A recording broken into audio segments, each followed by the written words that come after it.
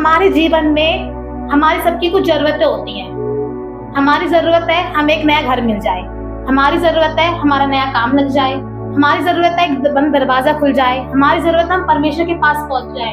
हमारी अलग अलग सबकी जरूरतें होती हैं, सबकी जरूरतें होती हैं।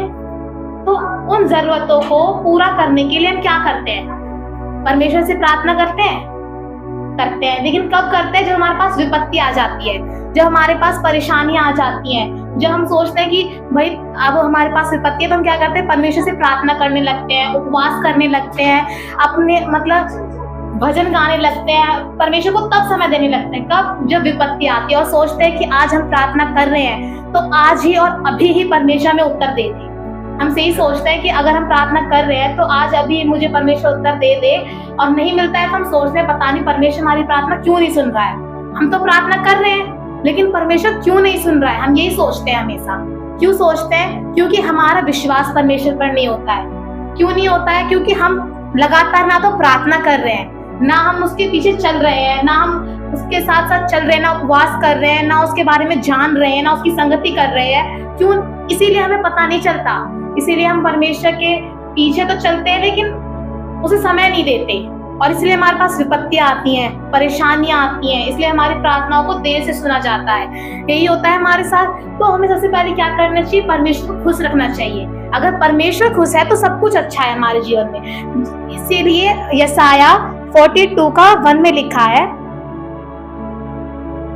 यशाया अध्याय 42 के 1 में लिखा है, मेरे दास को देखो जिसे मैं संभाले हूँ। परमेश्वर किसको कह रहा है यहाँ? जो परमेश्वर के पीछे चलता है उसके लिए कह रहा है, जो परमेश्वर में लगातार बढ़ रहा है उसके लिए कह रहा है, जो परमेश्वर की लगातार प्रार्थना कर रहा है, परमेश्वर में बढ़ रहा है, लगातार संगति कर रहा है, परमेश्वर उसके लिए कह रहा है। मेरे दास को देखो जिसे मैं संभाले हूँ, मेरे चुने हुए को जिससे मेरा जी प्रसन्न है। क्या कह रहा है? जिसको उसने चुना हुआ है। चुना किसे है? जो परमेश्वर के पीछे चल रहा है उसे परमेश्वर ने चुन लिया है, और हमें भी चुना हुआ है। अगर हम परमेश्वर के पीछे चलते हैं तो हम भी चुने हुए हैं, हमें भी चुन रखा है। अगर हम परमेश्वर के पीछे चलेंगे तो हमें भी परमेश्वर संभालेगा। हमारी लाइफ में भी, हमारी जिंदगी में भी कोई परेशानियां नहीं आएंगी, और आएंगी तो परमेश्वर संभालने वाला है। परमेश्वर उसको दूर करने वाला परमेश्वर है। कहता है कि जिससे मेरा जी प्रसन्न है। क्या है? खुश है परमेश्वर। परमेश्वर का मन, परमेश्वर का जी कब खुश है? जब हम परमेश्वर के पीछे चल रहे हैं तब हमारा जी खुश है। और इस बाइबल के अंदर ही ऐसे बहुत से उदाहरण हैं जो परमेश्वर के पीछे चल रहे थे और परमेश्वर उनसे खुश था, और परमेश्वर ने उनके लिए क्या किया। इसलिए हम क्या करेंगे? इसके बाद वो कहता है, मैंने उस पर अपना आत्मा रखा है, वह जाति जाति के लिए न्याय प्रकट करेगा। वो क्या कह रहा है? कि उसने अपनी आत्मा, पिता पुत्र पवित्र आत्मा एक ही चीज है, उसने पवित्र आत्मा को किसके ऊपर छोड़ा है? हमारे ऊपर छोड़ा है। क्यों छोड़ा है? हम परमेश्वर के पीछे चल रहे हैं, हम परमेश्वर की आज्ञाओं का पालन कर रहे हैं। इसलिए क्या कह रहा है? कि उसने क्या किया? मैंने उस पर अपनी आत्मा को रख छोड़ा है, वह जाति जाति के लिए न्याय प्रकट करेगा। और ये बात कही है उसने यीशु मसीह के लिए। वो क्या करेगा? जाति जाति के लिए न्याय करेगा। तो हमें भी क्या करना है? परमेश्वर के पीछे चलना है।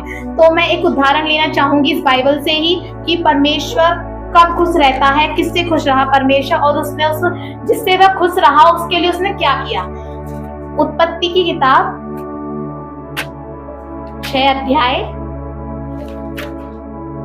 नूह की वंशावली यह है, नूह धर्मी पुरुष और अपने समय के लोगों में खरा था, और नूह परमेश्वर ही के साथ साथ चलता रहा।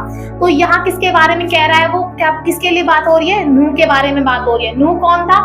नूह था एक धर्मी पुरुष। इस बाइबल में लिखा है वह एक धर्मी पुरुष था और अपने समय के लोगों में खरा था। खरा मतलब ईमानदारी से चलने वाला व्यक्ति था। वो क्या करता था? ईमानदारी से चलता था, परमेश्वर के पीछे चलता रहा। और वो क्या था? नूह परमेश्वर के साथ साथ चलता रहा। क्या लिखा है बाइबल में? साफ साफ लिखा है कि नूह जो था एक धर्मी पुरुष था, परमेश्वर के पीछे चलने वाला व्यक्ति था, और अपने समय के लोगों में खरा था। ईमानदारी थी उसके अंदर, वो ईमानदारी के साथ चलता रहा, और नूह परमेश्वर ही के साथ साथ चलता रहा।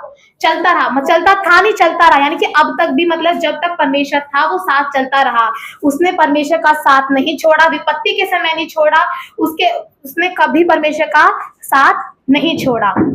तो इसी का 15 और 16 पढ़ते हैं। कहा था कि इस ढंग से तो उसको बनाना, जहाज की लंबाई 300 हाथ, चौड़ाई 50 हाथ और ऊंचाई 30 हाथ की हो। जहाज में खिड़की बनाना और उसके एक हाथ ऊपर ही उसकी छत बनाना और जहाज की एक द्वार रखना और जहाज में पहला, दूसरा, तीसरा खंड बनाना।